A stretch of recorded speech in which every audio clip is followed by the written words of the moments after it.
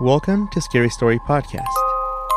We have two stories about the eerie phenomena of spirits, from subtle sightings to some with more evil intentions. My name is Edwin, and here is a scary story. Birthday Girl.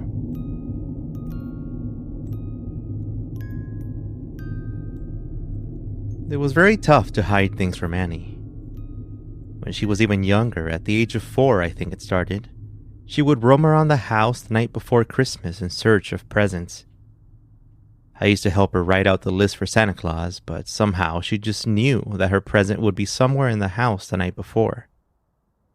She found one of her toy car sets that she wanted, and how she managed to get it was beyond me. Though the more I circle the patterns in my head, the more I believe that something else was going on. There was no way she could reach the cabinets above the refrigerator by herself, especially at that age when she needed help to throw her plastic cups into the kitchen sink and reach the toilet. But Annie somehow managed to find a way to do seemingly impossible things.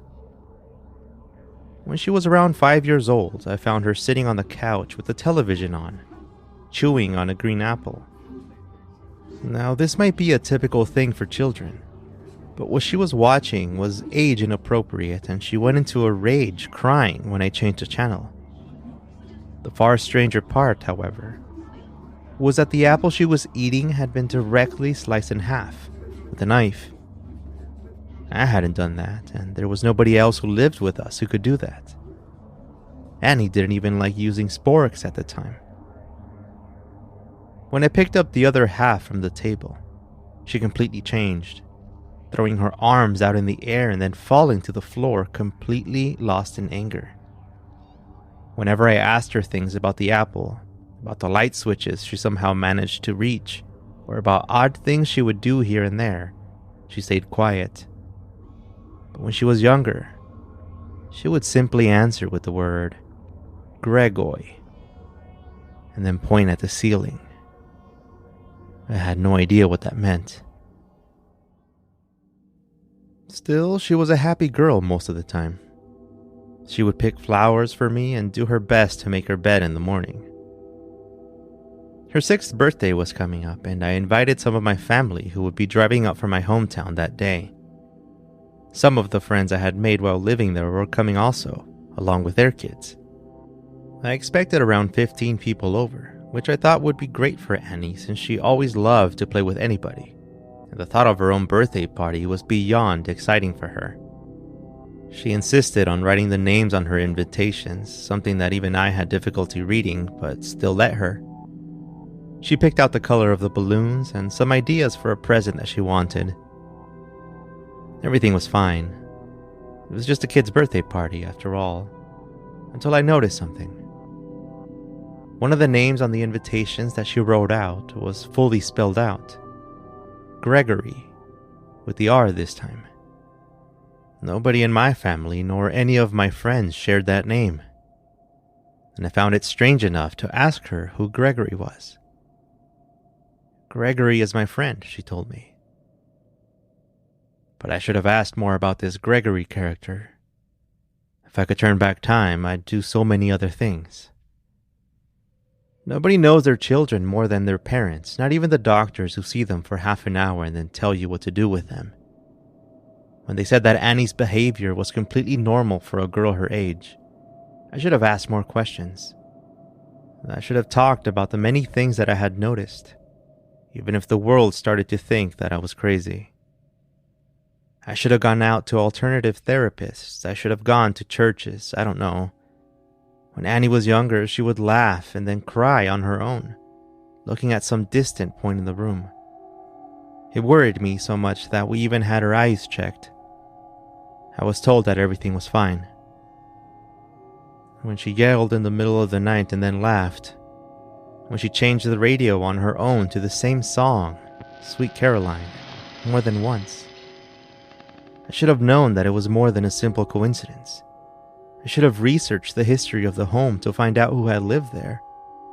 Maybe Maybe then I would have found out that Gregory had been the name of the previous owner of the house. but I didn't.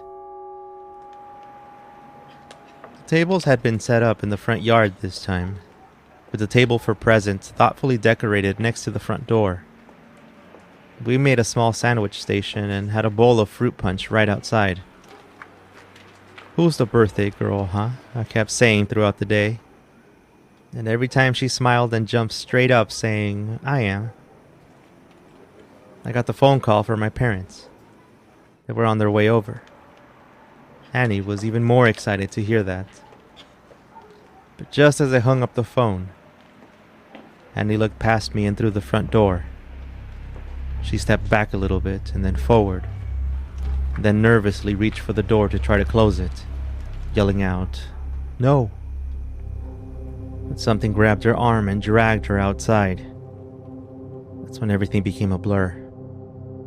Annie stretched out one of her hands as she ran past the door, crying. She yelled out, "No!" and kept trying to pull away, looking at me, her body lunging forward. "Annie!" I yelled out. I ran after her. I saw as she ran out past the front yard and across the sidewalk. The way she nearly fell to the ground as her new white shoes dragged against the asphalt. I ran as fast as I could behind her. I shut my eyes as I heard the car honk. My heart stopped as I heard the sounds of brakes screeching right in front of me. 2 cars were now in front of the house. Annie was crying, but sitting safely on the curb. A man stepped out of the car, and the woman on the passenger seat rolled down her window. "Are you all right?" she asked, looking right at me. I stood up to run toward Annie. The man stood in front of his car, looking around at the other houses and watching out for traffic. He looked across the street and then looked back toward the woman in the passenger seat. She opened the door and stepped out, looking for something. "The man, where did he go?" the woman asked. Through tears and shaky voice, Annie managed to say that the shadow man was gone. The couple ignored Annie, scanning the rest of the street, searching for the man with the white hair that they claimed was there. Annie perked up, saying, "That's my friend Gregory." And she started looking for him. Annie remembered the event for a few years before storing it in some deep part of her mind. But I did manage to learn more about what Annie had seen. Gregory, the old owner, from what I found, had many grandchildren, and I've even reached out to some of them. They described him as one of the kindest people in the world, always spoiling the kids around him, letting them stay up late and giving them extra snacks. Annie tells me that she remembers Gregory, but she also remembers the Shadow Man. She never saw him again. Still, I'm glad she invited Gregory that day.